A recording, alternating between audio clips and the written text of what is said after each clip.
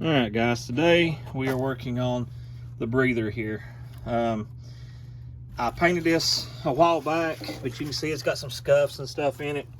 So I'm just going back over. You can see I've already sanded this. I'm using just some 600 grit Master Pro sandpaper from O'Reilly's. So I folded it in half.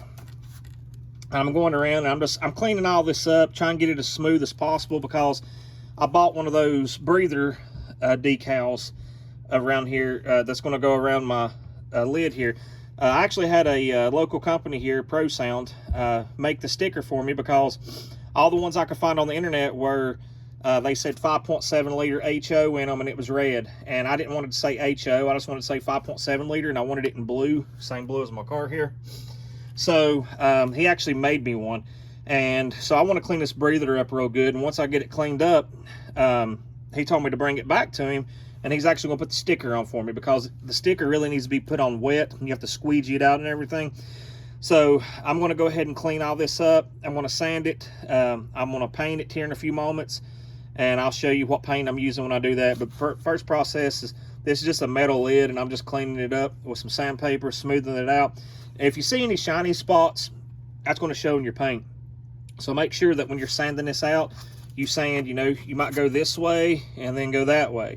I don't try to typically do circles, but I try to sand it to where there's no shininess, because if there is shininess, then your paint's not going to stick as good there. So make sure that when you're painting anything that's metal, you're using, this is just finishing paper pretty much. It's not real thick grit. It's just smoothing everything out. If it was really rough with a lot of rust or something in it, then I would go a little bit harder sandpaper, but this is just 600 grit. So we're going to finish sanding this out, get it smoothed out, then I'm going to clean it off with some mineral spirits or paint thinner, or alcohol even works. Clean it off real good, let it dry, and then we're going to put a couple coats of paint on it. As you can see, we're real fancy around here. I just went ahead and took me a nail and put it in my 4x4 post right here, and put me some pizza boxes in behind it.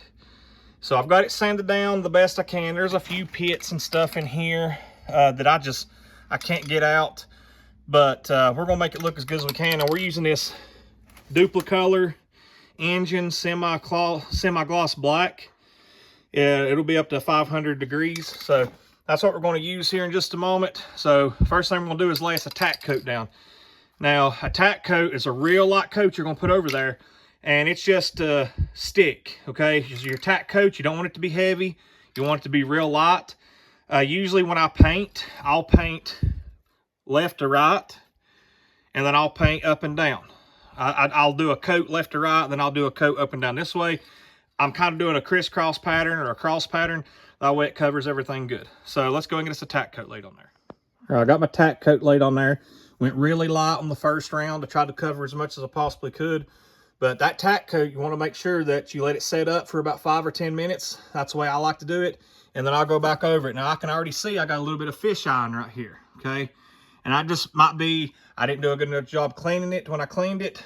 Maybe there was some residue left on there. Maybe I should have sanded a little bit better, but it doesn't bother me that bad, okay? So I'm gonna let this tack coat set up for about 10 minutes, and then I'll go in and put a pretty good coat on it. Now the tack coat, I went left to right, okay? I'm probably gonna go up and down when I spray my first good coat on it. All right, we just finished up painting the breather lid for the IROC. So I went with 4 coats of paint. This is still wet because I literally just put the 4th coat on there. You can see it's a little wet. I did get a little bit of a run right in here. It's about 30 degrees here at the house right now. It's probably 55, 60 in my garage. So I waited actually 45 minutes in between the 3rd coat and the 4th coat. And I mean, I know on video it doesn't look great because it's not dried yet, but seeing it in person, it really looks good. So I'm going to let it dry over the weekend, and then Monday I'm going to put my decal on there. So in just a moment I'll grab the decal and let you take a look at it before I put it on there. So this is my breather lid sticker that I had made. You can find these all day long on places like probably Summit or Classic Industries, eBay, but they were none of them that really fit what I wanted. Most of them were gray around through here, and it said 5.7 liter HO in red. I'll try to get the glare out there. So I've actually got a local print shop that made this for me. It was a little on the pricey side. It was about double what it would cost me to buy one that was already pre-made, but it didn't have these colors. They redesigned all this for me. They made this say 5.7 liter without the HO, and they did it in the same color as my car.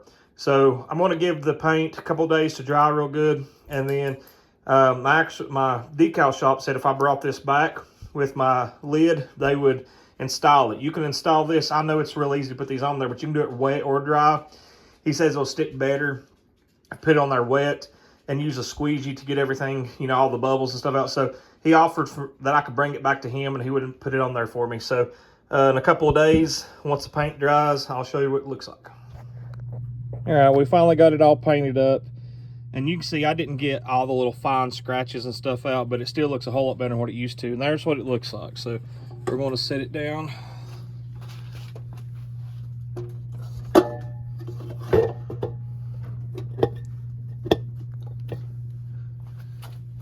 There it sits. You can see I kind of got the valve covers over here painted the same colors and stuff. So very happy with the way it turned out. My local shop did an amazing job on this. Very, very simple process. Like I said, use a little sandpaper, sand that down.